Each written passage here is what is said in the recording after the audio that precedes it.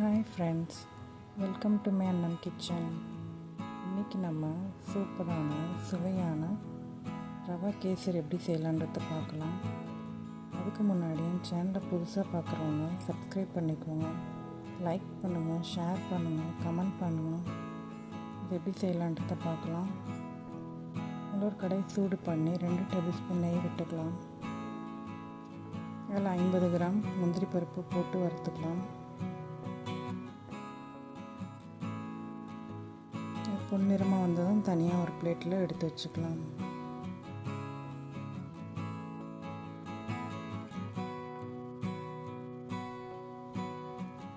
அதே வானலில் அந்த நெய்யில் 200 கிராம் ரவை எடுத்து வறுத்துக்கலாம். கைவிடாமல் கிளறிக்கிட்டே இருக்கணும், இல்லைன்னா கருகிரும். 2 நிமிஷம் நெய்யில் வறுத்ததுக்கப்புறம் தனியாக எடுத்து வச்சுக்கலாம். அதே கடாயில் 400 ml தண்ணி ஊற்றிக்கலாம்.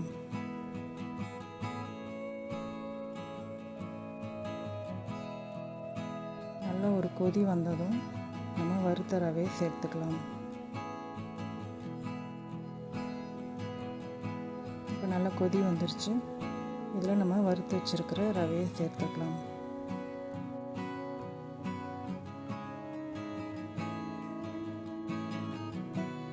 நல்லா கைவிடாமல் கிளறணும், இல்லைன்னா அந்த கட்டி ஆகிடும்.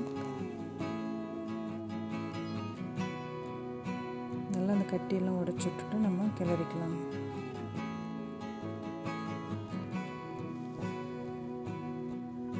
ரவை கொஞ்சம் வெந்ததுக்கப்புறம் 200 கிராம் சர்க்கரை சேர்த்துக்கலாம். நல்லா கைவிடாமல் கிளறிக்கலாம்.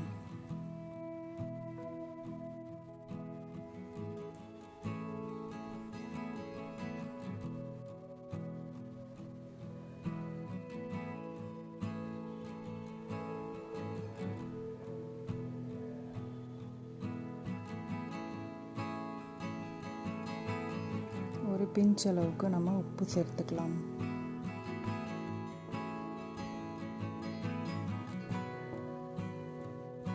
மூணு ஏலக்காய் இடித்து சேர்த்துக்கலாம்.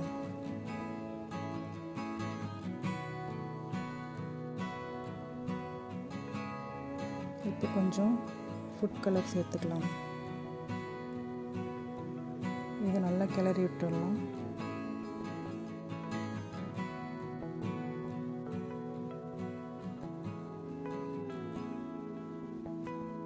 கேசரி பொறுத்த வரைக்கும் கைவிடாமல் நம்ம கிளறிக்கிட்டே இருக்கணும். அப்போ தான் கரெக்டான பதத்தில் வரும்.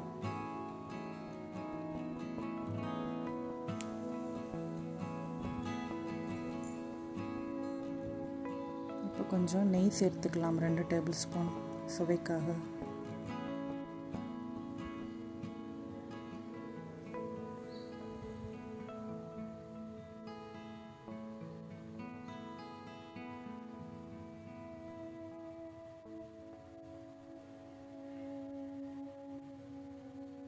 நல்லா கிளறி விட்டுக்கலாம்.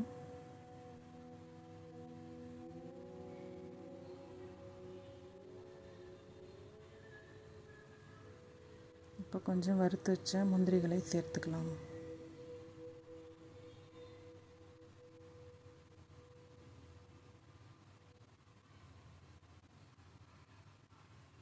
இதில் பாருங்கள், ஒரு கட்டி கூட இல்லாமல் நல்லா சாஃப்டாக நல்லா இருக்குது.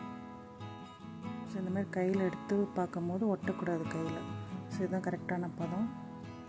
கேசரி நல்லா இந்த மாதிரி பிரண்டு வருது பாருங்கள்.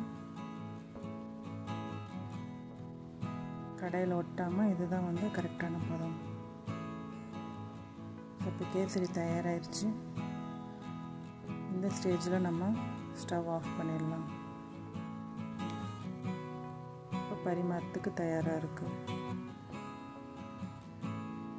சூப்பரான சுவையான ரவா கேசரி தயாராகிடுச்சு. இந்த வீடியோ உங்களுக்கு பிடிச்சிருக்குன்னு நினைக்கிறேன். இதே மாதிரி நீங்கள் ட்ரை பண்ணி பாருங்கள். கமெண்ட் பண்ணுங்கள், ஷேர் பண்ணுங்கள். புதுசாக பார்க்குறவங்க சப்ஸ்கிரைப் பண்ணுங்கள். பக்கத்தில் இருக்க பெல் ஐக்கானை ப்ரெஸ் பண்ணுங்கள். இதுக்கப்புறம் வர நோட்டிஃபிகேஷனில் அப்டேட் ஆகும். இந்த வீடியோ பார்த்ததுக்கு நன்றி. தேங்க்யூ.